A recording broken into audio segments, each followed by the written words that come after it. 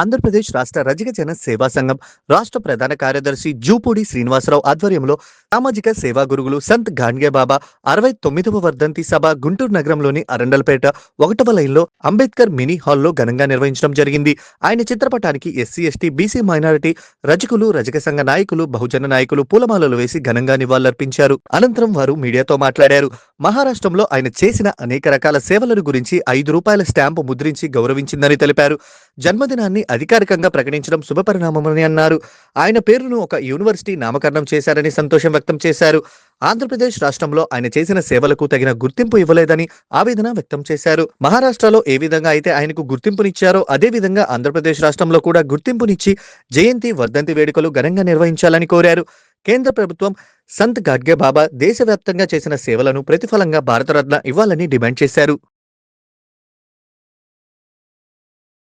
శ్రీనివాసరావు, ఆంధ్రప్రదేశ్ రాష్ట్ర రజక జన సేవ ప్రధాన కార్యదర్శిని.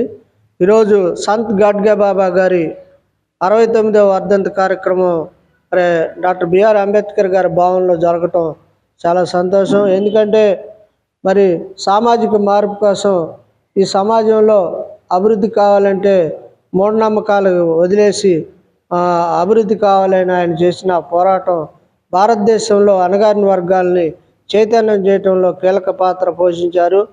మరి మహాత్మా జ్యోతిరావు పూలే, డాక్టర్ బిఆర్ అంబేద్కర్ గారు మరి సమకాలీకులుగా పనిచేసిన గొప్ప వ్యక్తి మరి గాడ్గే బాబా గారు.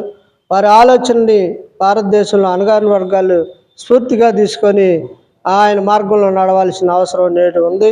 అంతేకాకుండా కేంద్ర ప్రభుత్వం కూడా మరి ఆయన కాలేజీ, స్కూల్స్, హాస్టల్స్ ఆ పేద వర్గాలకి అభివృద్ధి కోసం చేసిన ఆయన కృషిని మరి ప్రభుత్వం పట్టించుకొని మరి భారతరత్న మరి ఇవ్వాలనేది మేము ప్రజా సంఘాలు అందరూ కూడా ఒక్కకంఠంగా డిమాండ్ చేస్తూ ఆయన ఆశయాల్ని ప్రజల్లో తీసుకెళ్లేందుకు ఆంధ్రప్రదేశ్లో కూడా ప్రభుత్వం నిర్వహించాలని, ఆయన వర్ధంతులు, జయంతులు ఈ రాష్ట్ర ప్రభుత్వం కూడా నిర్వహించాలని మేము ఈ సందర్భంగా ఆయన వర్ధంతి సందర్భంగా డిమాండ్ చేస్తాం. జన సేవా సంఘం ఆధ్వర్యంలో గుంటూరులో జరపడం హర్షదాయకం.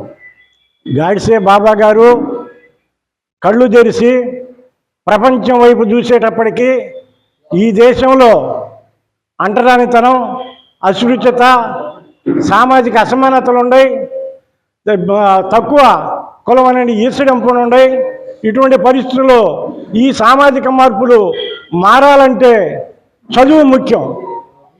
ఈయన చదువు కోసం పాఠశాలలు కట్టి చదువుకున్నప్పుడు మాత్రమే సామాజిక న్యాయం, సామాజిక మార్పు సంభవిస్తుందని, ఎవరైతే బాధితులు, తాడితులు, పీడితులు ఉన్నారో వాళ్ళ యొక్క కన్నీటి బిందువును తుడిచి ఈ సమాజంలో సామాజిక అసమానతలు పారదోలి వారికి నిజమైనటువంటి సామాజిక న్యాయం చేయాలనే ఉద్దేశంతో చీపురు పట్టుకొని ఏరియాలు మొత్తం శుభ్రం చేసి ఈ యొక్క పేదల సంక్షేమానికి, పేదల ఎదుగుదలకి, పేదల్లో మార్పు చేసినప్పటికీ కృషి చేసినప్పుడు మాత్రమే సామాజిక న్యాయం, సామాజిక మార్పు. రాష్ట్ర రజక జన సేవా సంఘం రాష్ట్ర కోశాధికారి సంత్ గాడ్గే బాబా గారు ఆ రోజుల్లో నిరక్షరాస్యత పైన ప్లస్ అదేవిధంగా పరిసరాలు పరిశుభ్రంగా ఉంటే రోగాలు ఇవి రాకుండా ఉంటాయని స్వచ్ఛ భారత్ రూపకర్తగా మనం చెప్పుకోవచ్చు.